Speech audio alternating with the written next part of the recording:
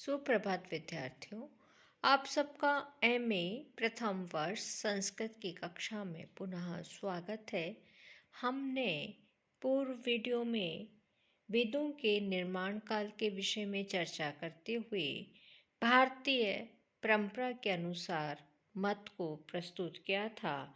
भारतीय परंपरा के अनुसार वेद अपौरुषेय है, यानी वेदों की रचना किसी ने नहीं करी और वेद का कोई रचना काल अगर होता तो कात्यायन, शौनक, व्यास, सायण, महिधर, यास्क आदि महर्षि भी उस पर विचार अवश्य करते, किंतु तत्कालीन आचार्यों ने एकमात्र अपौरुषेय पक्ष को ही प्रस्तुत किया है और स्पष्ट कह दिया है कि वेद अनादि हैं, अनंत हैं, अपौरुषेय हैं, अर्थात काल से अनवच्छिन्न हैं। वे कालावधि की बद्धता से रहित हैं। किंतु पाश्चात्य विद्वान इस मत से सहमत नहीं हैं और उन्होंने वेदों का काल निर्धारण करने का प्रयत्न किया। आज हम डॉक्टर मैक्स मुलर के मत को प्रस्तुत कर रहे हैं। मैक्स मुलर ने 1859 ईस्वी में वेदों के काल निर्णय संबंधी अपने विचारों को प्रस्तुत किया। मैक्स मुलर ने बुद्ध एवं बौद्ध धर्म के काल को प्रमाण मानकर वेद को बुद्ध पूर्व घोषित किया है। अपने वेद काल निर्णय को मैक्स मुलर ने 4 खंडों में विभक्त किया है। उसमें प्रथम खंड सूत्रकाल है। मैक्स मुलर कहते हैं कि सूत्र अत्यंत ही संकुचित और अल्प अक्षरी मंत्रों के समान है। दूसरे किसी भी भाषा साहित्य में इन सूत्र ग्रंथों के समान कोई अन्य सूत्र ग्रंथ मेरी दृष्टि में नहीं है। इन सूत्र ग्रंथों का निर्माण मैक्स मुलर के अनुसार 200-600 ईस्वी पूर्व है। द्वितीय काल ब्राह्मण काल है, जिसकी स्थिति 600 से 800 ईस्वी पूर्व है।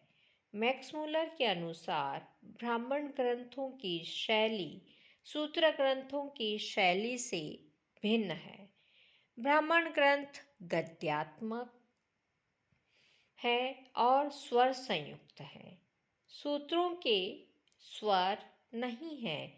ब्राह्मण ग्रंथ का मुख्य प्रयोजन यज्ञों का वर्णन एवं उनकी व्यवस्था का कथन करना है। सूत्र ग्रंथों के सम्यक ज्ञानार्थ ब्राह्मण ग्रंथों का अध्ययन आवश्यक है। अतएव ब्राह्मण ग्रंथों की उत्पत्ति, विकास एवं उनमें प्रमाण रूप में दिए गए प्राचीन आचार्यों की संख्या का विचार करने पर न्यून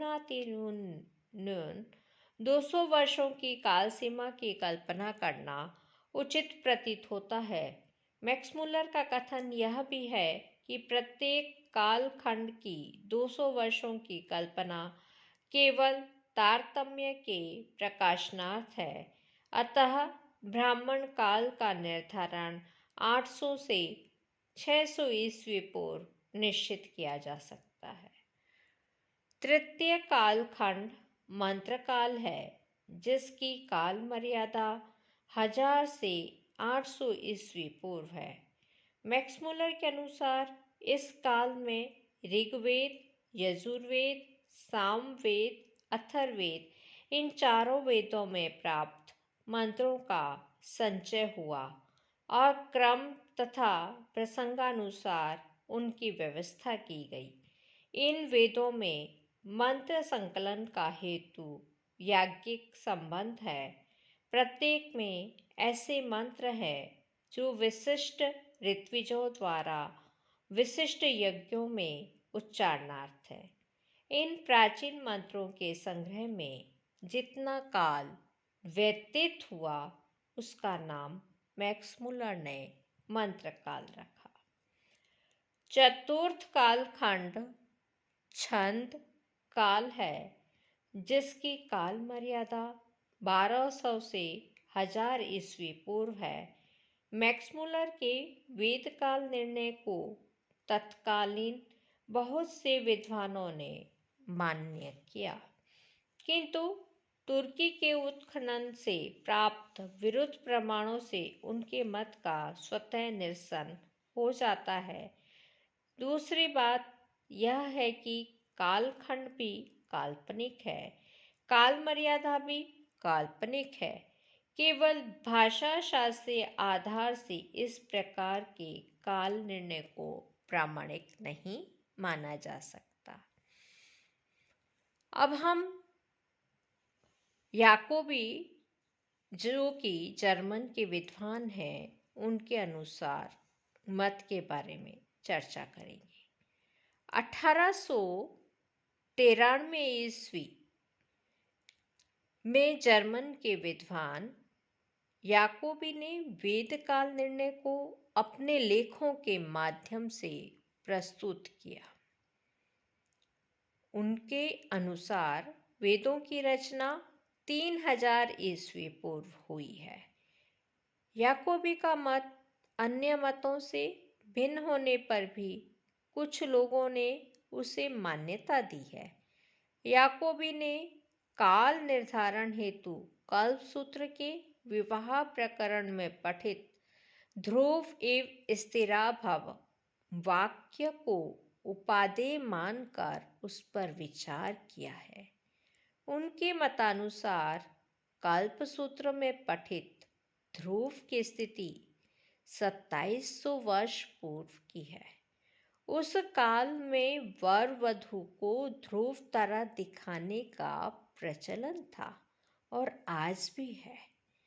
तब यह ध्रुव अत्यधिक प्रकाशमान था और आज की अपेक्षा स्थिर भी।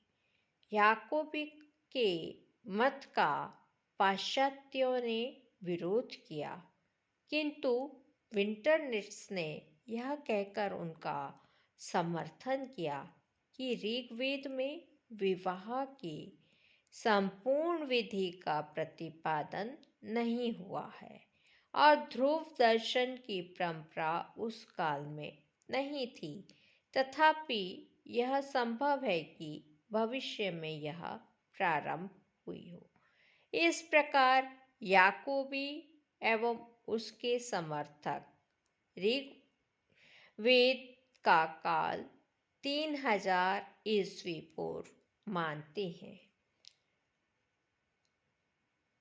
तो आज हमने डॉक्टर मैक्स मुलर और याकोबी, इनके विषय में वेदों के रचना काल के संबंध में उनके मत को प्रस्तुत किया है। पुनः मिलेंगे, तब तक के लिए धन्यवाद।